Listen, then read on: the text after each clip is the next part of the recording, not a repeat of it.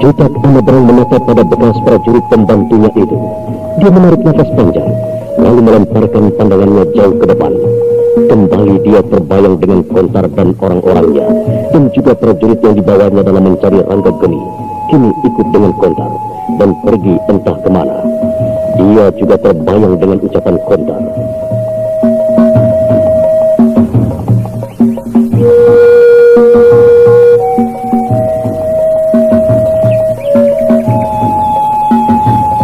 Apa yang dikatakan Kontar benar. Sebagai orang yang bertanggung jawab terhadap kerajaan, tidak seharusnya mereka belajar silat. Keraton dan rakyatlah yang harus mereka perhatikan. Mereka seperti tak percaya dengan para prajurit. Paman, mereka berdua tidak percaya dengan apa yang kukatakan. Mereka tidak menanggapinya. Malam saja. Aku anak seorang petani. Apa yang dapat dengar dari mulut seorang anak petani? Sebagai seorang pimpinan dan orang kepercayaan dari Gusti Prabu Rakyat Langit, seharusnya bukan ilmu silat yang harus diperhatikan, tapi kesejahteraan rakyat. Tapi apa yang mereka lakukan? Mereka telah menyebabkan kematian orang tuaku dan Lima nanti. Mereka bertanggung jawab atas kejadian ini. Mereka hanya mementingkan diri sendiri dan suka bergerak berdasarkan kemauan mereka tanpa mementingkan orang lain.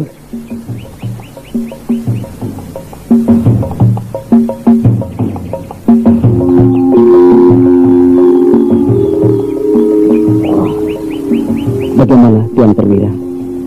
Apakah kita berangkat ke kota raja sekarang? Entahlah, aku jadi bingung. Aku sekarang seperti seorang anak kecil yang berada di persimpangan jalan. Aku tidak tahu mana dulu yang harus kupilih. Tuan Perwira, sekarang yang penting adalah kehidupan kita dan keluarga kita. Atau orang-orang yang dekat dengan kita. Bukan kerajaan lagi. Kita bersusah payah untuk menjaganya. Sedangkan yang seharusnya bertanggung jawab pada kerajaan tidak mau mengerti dan menjaganya. Sudahlah Tuan. Sekarang ayolah kita kembali ke kota raja. Kita harus memikirkan diri dan kehidupan kita. Saya akan selalu bersama Tuan. Itu kalau Tuan mau bertindak sesuai dengan akal sehat. Ya, baiklah. Ayo kita pergi ke kota raja. Kita ambil semua apa yang menjadi milik kita. Tapi kita harus menunggu dulu. Karena kita tidak mungkin bisa bertindak secepatnya. Karena pasti saat ini mereka masih berjaga dengan hati-hati. Iya, saya mengerti Tuan. Jangan khawatir. Yang penting sekarang kita tidak jadi kambing congek di sini. Duduk lalu tidur. Kemudian matahari terbit keluyuran sekedar ingin melihat Gusti Ratu dan Tuan Ramawisesa lewat. Iya kalau dia lewat di sini. Kalau tidak bagaimana? Iya, kau benar. Ayo kita tinggalkan tempat ini. Kita jalan-jalan saja keliling padukan ini sambil menuju ke kota raja. Tuan, lihat. Alangkah damai dan tentramnya keadaan padukuhan ini. Orang-orangnya bekerja dengan tenang. Mereka belum tahu bahwa sebentar lagi mereka akan tersiksa karena adanya perubahan pemerintahan. Yang pasti, kebijaksanaannya juga berubah. Iya, kasihan sekali orang-orang yang tidak tahu apa-apa seperti mereka. Karena harus menanggung beban kekacauan di keraton. Iya, coba kalau ratu atau pimpinan Merak Jingga mau mengerti dan menyadari betapa tersiksanya rakyat. Dia pasti memperhatikannya. Dulu saya begitu bangga dengan Merak Jingga sewaktu masih dipimpin Gusti Rakyat Langit. Tapi sekarang, bukan berarti saya membencinya. Namun hati ini begitu kesal mendengar dan melihat semua kenyataan yang terjadi. Sudahlah Tutong Jabang. Kuharap kau tidak terus-menerus mengingat kebencian itu. Biar bagaimanapun mereka adalah manusia yang tak akan luput dari kesalahan. Kali ini mungkin saja mereka hilaf. Kita harus memaafkannya. Saya mengerti Tuan. Tapi kalau kelak kita melihat korban yang jatuh dan rakyat yang menderita, kita akan ingat siapa yang jadi penyebabnya. Iya, aku mengerti. Tapi setidaknya kita bisa mengerti juga bahwa nasib dan maut, kematian dan kehidupan ada di tangan yang maha kuasa, Dewata penguasa jagat semesta.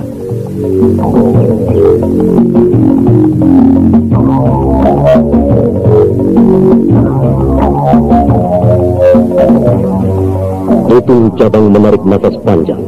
Dia mendongak menatap langit. Matahari semakin naik ke atas.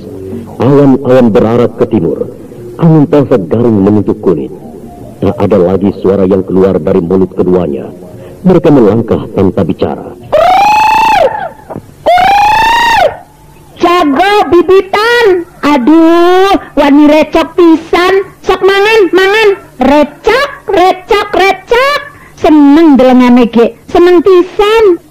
Aduh, ngece pisan tetangga sebelah iku. Hei tetangga sebelah, encok weh, aja ngecek neng konoku. Pada kita nang encok, sok rasaken lamun sampean kena encok. Sapa si ngece? Kita si lagi makani ayam, wani recok pisan. Lan amit-amit kita si kudu kenang encok. Kan ning kene sih wis ana sing jagane lan ana obate. Bisa bae ari ngomong sih, barik beledak-beleduk. Sok apa obate? Kita sih pengen waras encoke. Mangga juragan, mangga cepet karokien bae. Remapil juragan. Remapil? Sok atuh mene.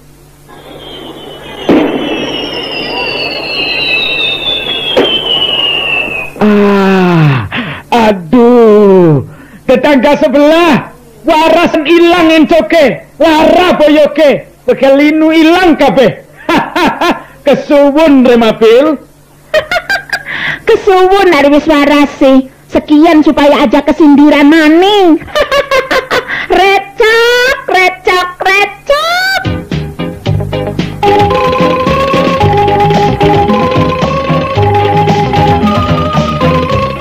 Rematik ilang, encok apa mani? Ilang karena minum Remapil. Remapil melangkah bebas, ilang segala lara ning awak. Sebab minum Remapil, encok atau rematik, lara boyok karo pegelinu, ces waras lamun minum Remapil.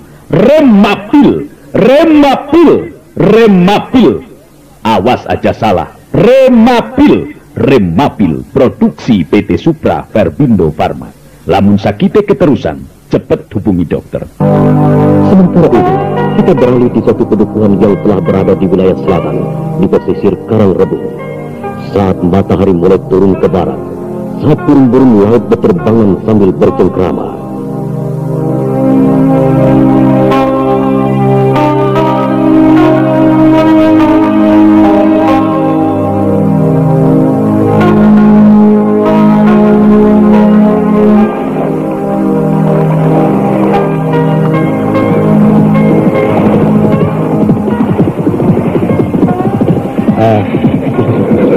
Sekarang ke arah mana lagi? Apakah kita lurus? Atau berbelok ke arah mana? Menuju Kademangan Karangrebung? Ya, tidak jauh lagi, nak bos. Sebelah bukit yang di sana itu kita akan tiba. Di balik bukit itu banyak gua, nak mas. Tak ada yang pernah mau ke sana, kecuali para nelayan yang tersesat. Kenapa begitu, Ki? Memangnya ada apa di balik bukit sana itu? Sehingga tidak ada nelayan yang berani masuk ke sana. Nak mas Ningrum, dulu di sana tinggal segerombolan perampok yang amat terkenal di Karangrebung. Tapi waktu itu ada pendekar yang bergelar Ksatria Berambut Putih, nak mas. Dia datang dan menghancurkan mereka. Ksatria Berambut Putih? Iya, nak mas. Bukankah itu gelar dari Gusti Prabu Rakyat? Ya, sekarang saya baru tahu, nak mas. Waktu itu dia belum menjadi raja. Dia masih pendekar yang amat disegani. Kesusuk. Bagaimana dia tahu bahwa ada perampok di balik bukit itu? Oh, hal itu aku tidak tahu. Yang ku tahu bahwa perampok itu ada yang berjumpa denganku. Nah, lalu salah satu dari mereka menceritakan semuanya padaku. Mereka pergi meninggalkan bukit itu dan tidak boleh kembali lagi. Maka itu tempat itu sekarang kosong. Sedangkan orang-orang Kademangan terlanjur menganggap bahwa tempat itu amat berbahaya. Jadi tidak akan pernah ada yang berani ke sana. Kecuali itu mereka adalah orang-orang yang tersesat. Kalau benar-benar itu, Ki? Oh, ya yakin sekali. Kalau begitu, memang tepat pilihan kita ke sana. Kita bisa tinggal di tempat itu untuk selama-lamanya. Kita bisa bangun tempat itu menjadi desa pantai yang indah. Kita tidak lagi menjadi prajurit, tapi jadi rakyat biasa. Menjadi nelayan yang sehari-harinya hanya memancing dan mencari ikan, ya kan? Kita bisa mencari pohon-pohon besar untuk dibikin sampan. Iya. Aki bisa membuat sampan?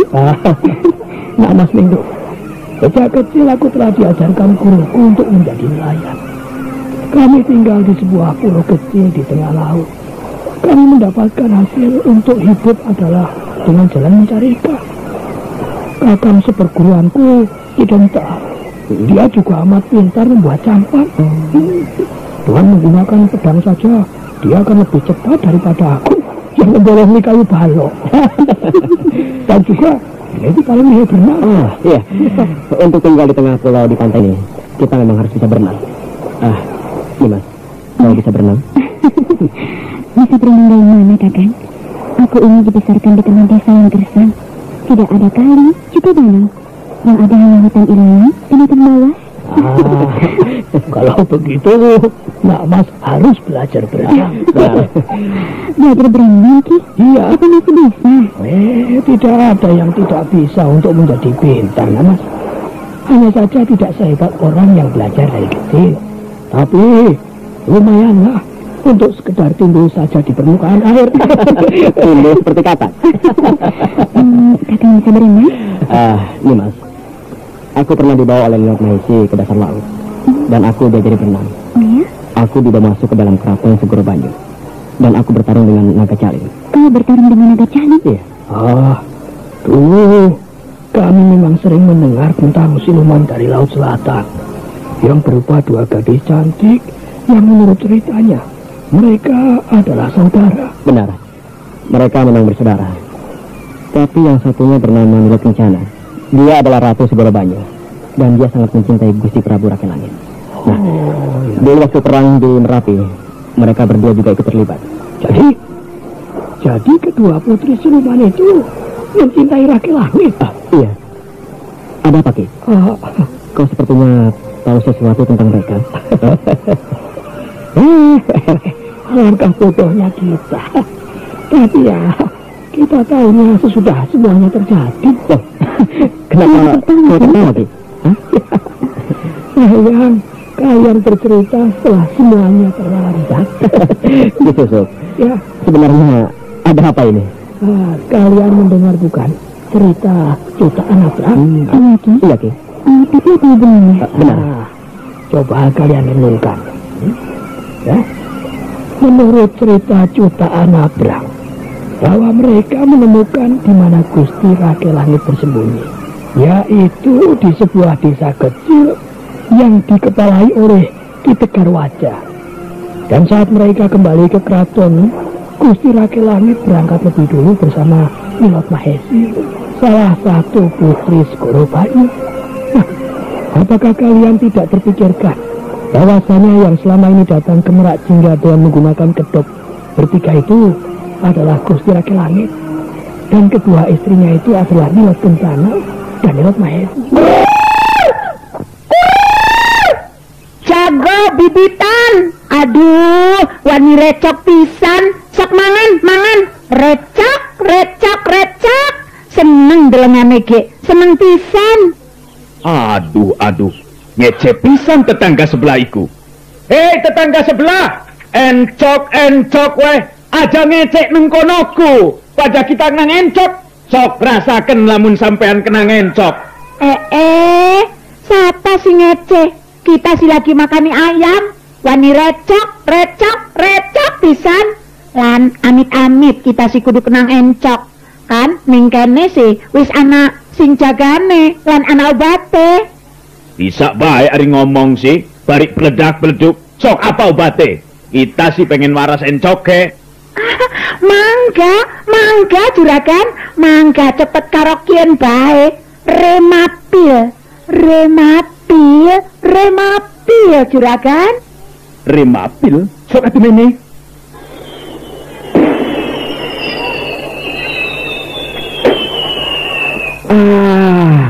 Aduh, tetangga sebelah waras lan ilang encoke, lara boyoke, begelinu ilang kabeh.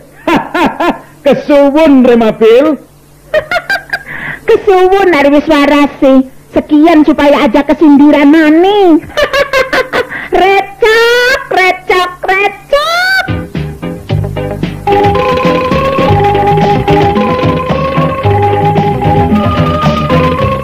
Rematik ilang, encok apa mani, hilang karena minum remapil. Remapil melangkah bebas, hilang segala lara ning awak. Sebab minum remapil, encok atau rematik, lara boyok karo pegelinu, jes waras lamun minum remapil. Remapil, remapil, remapil.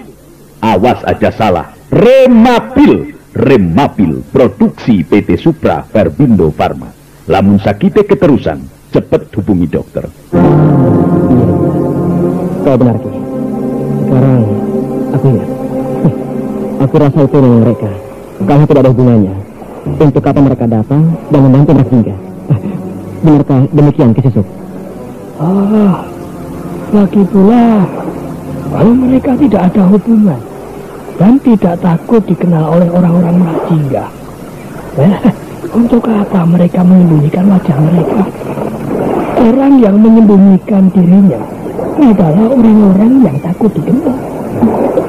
Sayang sekali baru sekarang kita mengetahuinya, Ki. Kalau memang waktu itu kita yakin dan menyadarinya, kurasa tidak akan terjadi hal seperti ini. Sudahlah. Nah, sekarang sebaiknya kita istirahat dulu. Untuk naik ke bukit itu, kuda-kuda harus diistirahatkan lebih dulu. Binatang-binatang ini harus makan. Baiklah, Ki. Kita berhenti.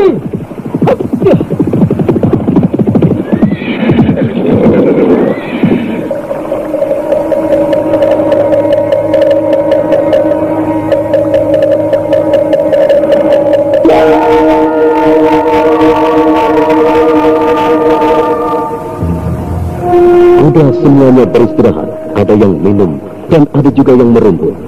Para prajurit yang ada di dalam rombongan itu juga sibuk menyiapkan tenda-tenda untuk yang lainnya. Ingrum dan Bilantika sibuk menyiapkan makan yang mereka bawa.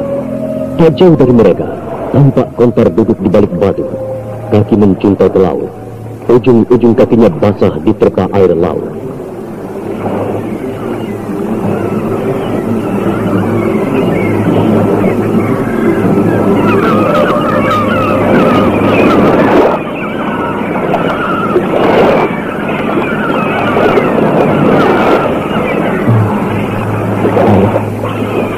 Maafkan aku. Aku tidak bermaksud menyakiti hatimu. Aku sebenarnya sudah menangkap anakku. Namun ayah menolak. Dan menurutku bukan duka. Karena ayah kalah karena kebantuan ayah sendiri. Aku tahu. Ayah hanya orang desa yang polos dan bodoh. Yang tidak tahu itu tidak. Kakak,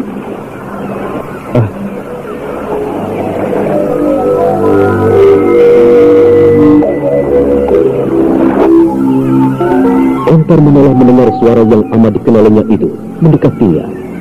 Belum lagi dia menyuruh duduk, Lengrum sudah duduk di sampingnya. Gadis itu langsung melemparkan batu-batu kecil ke laut. Riak air laut berpusar indah.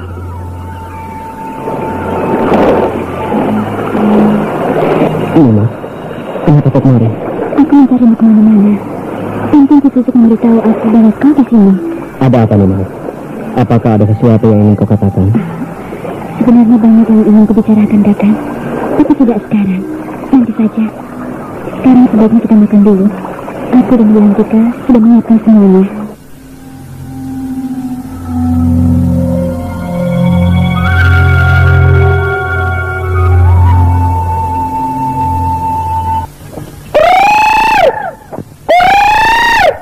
Jago bibitan. Aduh, wani recok pisan. Sok mangan. Recok. Seneng delengane ge. Seneng pisan. Aduh. Ngece pisan tetangga sebelah iku. Hei tetangga sebelah. Encok weh. Aja ngecek neng konoku. Pada kita nang encok. Sok rasaken lamun sampean kena encok. Siapa sih ngece? Kita si lagi makani ayam. Wani recok pisan.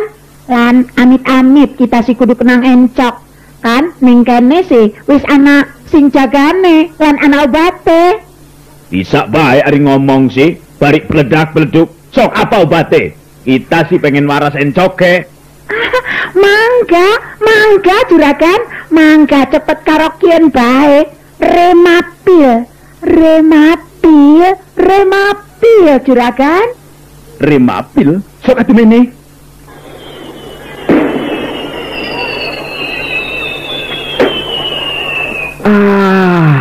Aduh, tetangga sebelah waras lan ilang encoke, lara boyoke, bekelinu ilang kabeh.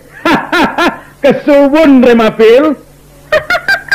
Kesuwun ari wis warase. Sekian supaya aja kesindiran maning. Recok.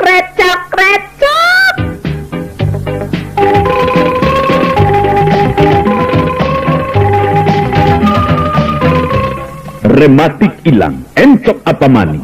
Ilang karena minum Remapil. Remapil melangkah bebas, ilang segala lara ning awak. Sebabe minum Remapil, encok atau rematik, lara boyok karo pegelinu, jes waras lamun minum Remapil. Remapil. Awas aja salah. Remapil produksi PT Supra Verbindo Farma. Lamun sakite keterusan, cepet hubungi dokter. Nah, saudara pendengar, bagaimana kisah selanjutnya?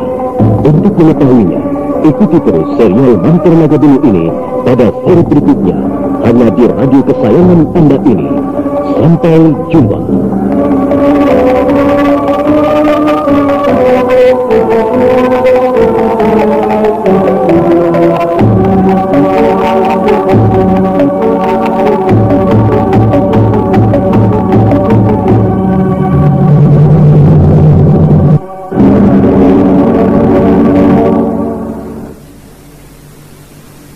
Keterusan, cepet hubungi dokter.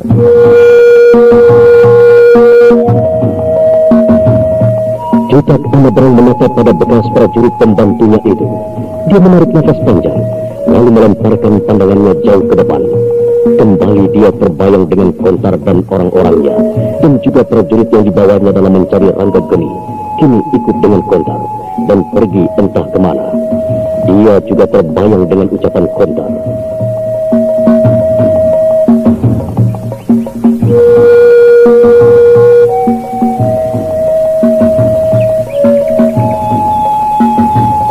Apa yang dikatakan Kontar benar.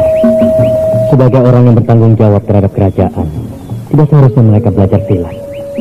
Keraton dan rakyatlah yang harus mereka perhatikan. Mereka seperti tak percaya dengan para prajurit. Paman, mereka berdua tidak percaya dengan apa yang kukatakan. Mereka tidak menanggapinya. Malam saja. Aku anak seorang petani. Apa yang dapat dengar dari mulut seorang anak petani? Sebagai seorang pimpinan dan orang kepercayaan dari Gusti Prabu Rakyat Langit, seharusnya bukan ilmu silat yang harus diperhatikan, tapi kesejahteraan rakyat.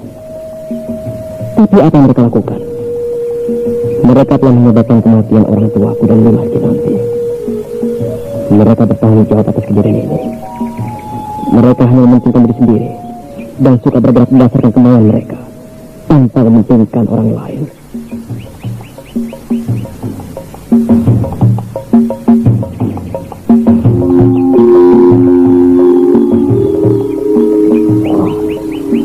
Bagaimana Tuan Perwira? Apakah kita berangkat ke kota raja sekarang? Entahlah, aku jadi bingung. Aku sekarang seperti seorang anak kecil yang berada di persimpangan jalan.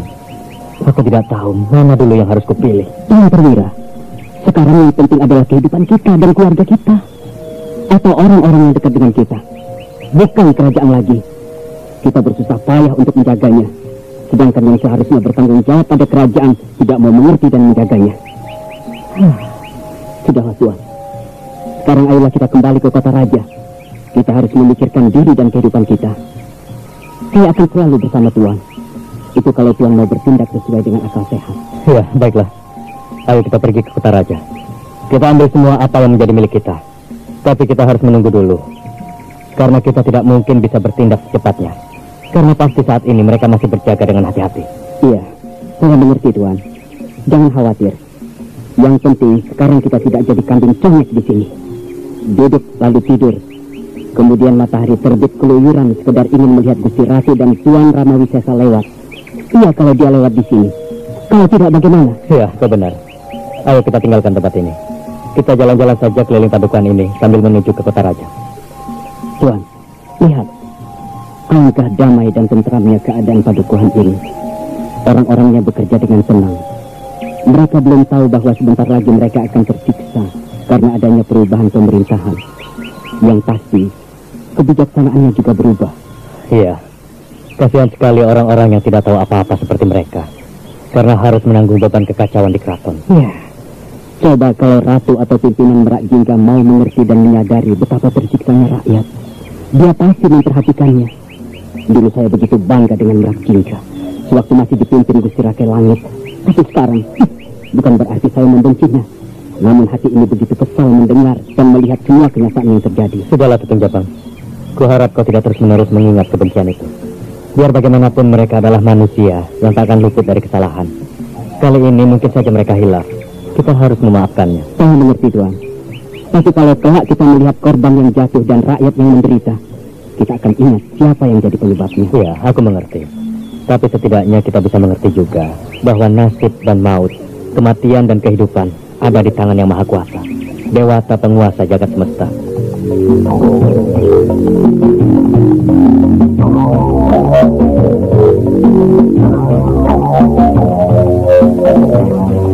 Tutun Jabang menarik nafas panjang. Dia mendongak menatap langit. Matahari semakin naik ke atas. Awan-awan berarah ke timur. Angin terasa garing menyentuh kulit. Tak ada lagi suara yang keluar dari mulut keduanya. Mereka melangkah tanpa bicara. Jago bibitan. Aduh, wani recok pisan. Sok mangan, recok.